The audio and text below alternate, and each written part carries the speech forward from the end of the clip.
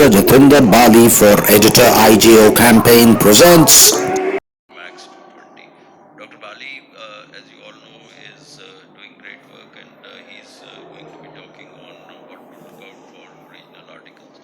Dr. Bali, please.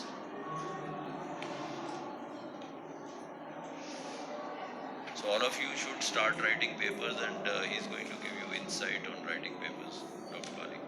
Thank you so much, sir. Yeah. At the outset, I want to thank Dr. Mahipal, sir, Dr. Honavar, sir, this beautiful team, iFocus, and the Center for Sight for giving me this opportunity to talk to you about how to read a paper. I won't stand between you and the lunch. We're going to, rush through a lot of things, and we're going to be very fast. I have no financial disclosures to make for this particular presentation apart from a book on biostatistics, which was written from questions from people like you, our students, and is now the standard medical text for doctors in 6 universities across the world. The first question that comes to mind is, why are we talking about reading papers today? You see, in our undergraduate and postgraduate teaching nowadays, we're expected to be abreast of what is happening in the journals. There are a lot of journals, and we all know that there is something called the hierarchy of evidence. There are different type of articles. I'm thankful to Dr. Honavar for having popularized the different guidelines for reportage. So there are different type of journals. You're learning, you're seeing your patients, you're developing your skills, you're reading your textbooks, and at the same time you have to read articles and you have to read journals. So your time is short. You need to prioritize your time. You need to prioritize your reading. So I'm not saying don't work hard. All I'm saying is work smart. Because working smart makes your hard work harder for you and make lots of money. Yeah. So the first question that you want to answer is your goal. So what you read is the first thing you need to answer is, what is it that I'm looking for? Right? Your goal is going to decide your journey.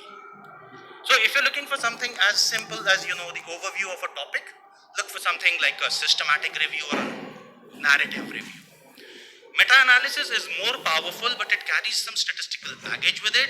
Over a period of time, once you get used to how to analyze that mathematical baggage there, then you'll directly be going to meta-analysis. The other thing that residents will usually be doing is looking for ideas for research. Then what do? Go for original articles, go for RCTs, go for CCTs, go for experimental studies, cohort studies. And the third question, of course, is head to head, whether a diagnosis or a therapy is better. Then you use these sources, right? So now you've already decided this is my question and this is the type of article that is going to answer it. Now what do? I have taken a series of articles. First thing that I want to look at is look at the keywords, look at the title, look at the abstract. Is the title reflective of the keywords and the thing that you're looking for? After that, go to the summary and conclusion. Is it answering the question that I was looking for? If it is, go ahead and read that article. Just answer these three things. Look for the aims and objectives. They should be clear cut. Look for the research hypothesis. It should be well defined. There are elements to it.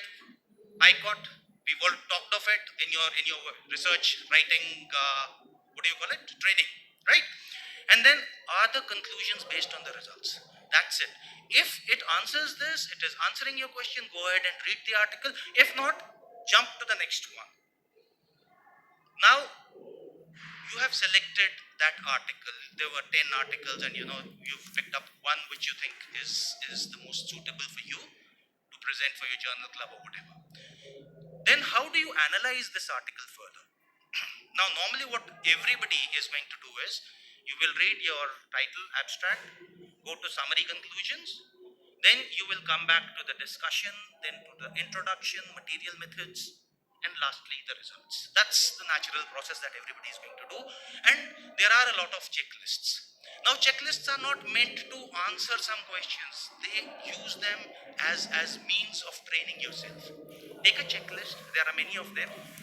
You can collect my checklist. I'll give it over to Dr. Rodhika, and Otherwise, you can drop a mail to me at drbaliacademia@gmail.com and I'll send it across. So these checklists, how do you use the checklist? First time, first 3 or 4 or 5 articles, write down, answer those things in the checklists. After that, read the article first, then go back to the checklist and answer it. And then after that, you don't need the checklist. When you read the article, your mind is actually working along those lines, right? So what exactly are you looking at?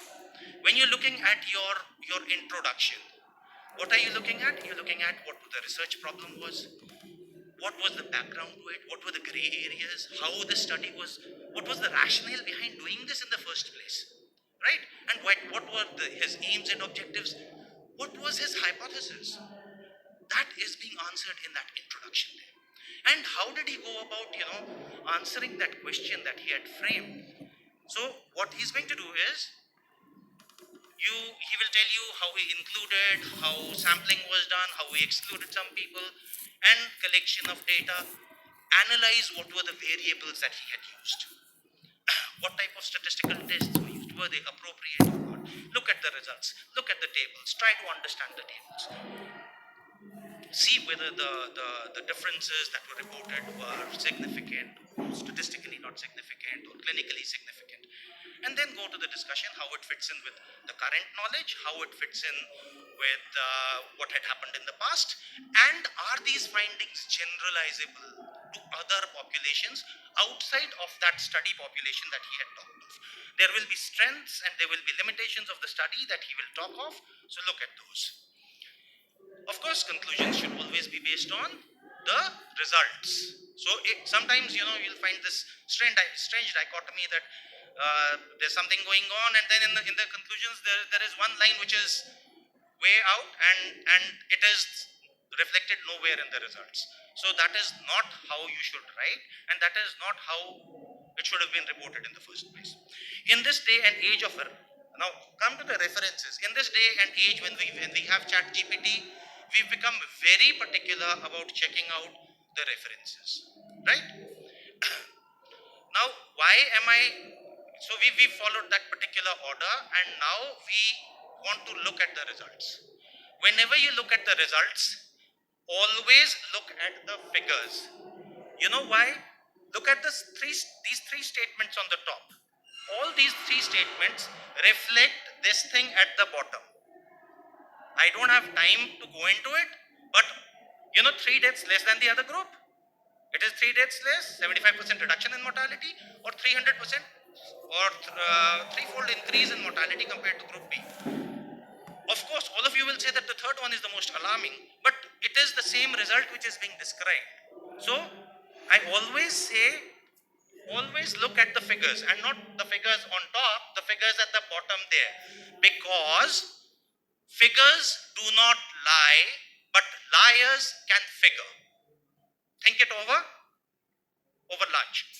So when you look at your paper, the statistics is of two types: descriptive statistics, which means how your data was described to you, and the other is inferential statistics, which is drawing some meaningful conclusions from that. So when those measurements were made, all these variables are only of 4 types. Either they are nominal, that is based on name, east, west, north, south, the state to which you belong, male or female, or they may follow a particular order, that is they are ordinal, mild, moderate, severe. They may be discrete, that means they can assume only whole number values. You cannot have half a pregnancy, you cannot have half a death. Or they could be continuous, that means they can assume values beyond that decimal point. 1.46 meters is your height. Why do you want to do that is, depending on the type of variable you had, you are going, the descriptives are going to change. So whenever your data is described, you are going to remember CSSD. What is CSSD? Normally, what is CSSD? Anybody? It's not Central Sterile Supply Department. Ever heard of it? No. I'm surprised. It's actually, for us, CSSD is Look at the center of your data, that is the mean, the median, the mode. Then look at the spread from the center, how far on either direction it is spread out. That could be your range, that could be your mean deviation, that could be your standard deviation. Then look at the shape. There are many type of distributions that are there, but for our purposes, we are just looking at whether it is bell-shaped or it is not bell-shaped, and any outliers or unusual features. I'll be ending at exactly, and then of course, whenever you describe apples are to be compared with apples, oranges with oranges. Different type of tests beyond the scope of our present discussion. So whenever you're looking at data, whenever data is being compared, look at the CSSD. And this is the big daddy of them all. Sir, please conclude. Last. This is the big daddy of them all. This is that box plot. You have the median, the upper 75, the lower 25, and these whiskers tell us where the last outlier lay. So this is in one single slide, you would be able to see how the data is placed, and multiple box plots of multiple slides. Thank you so much. Thank you so very much, sir. So I would like to thank all the speakers and all the audience. Please come back at sharp. I'm Jatinder Bali. I'm contesting for Editor IGO. I request all of you to please vote for me and ask all your friends to vote for me.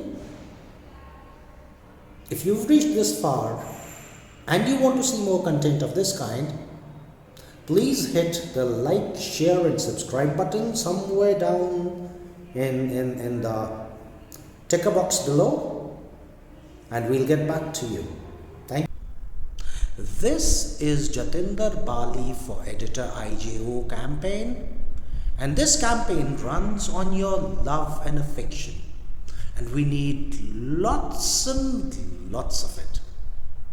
We've got lots and lots of it also. So thank you and keep it coming. Jatinder Bali for Editor IGO.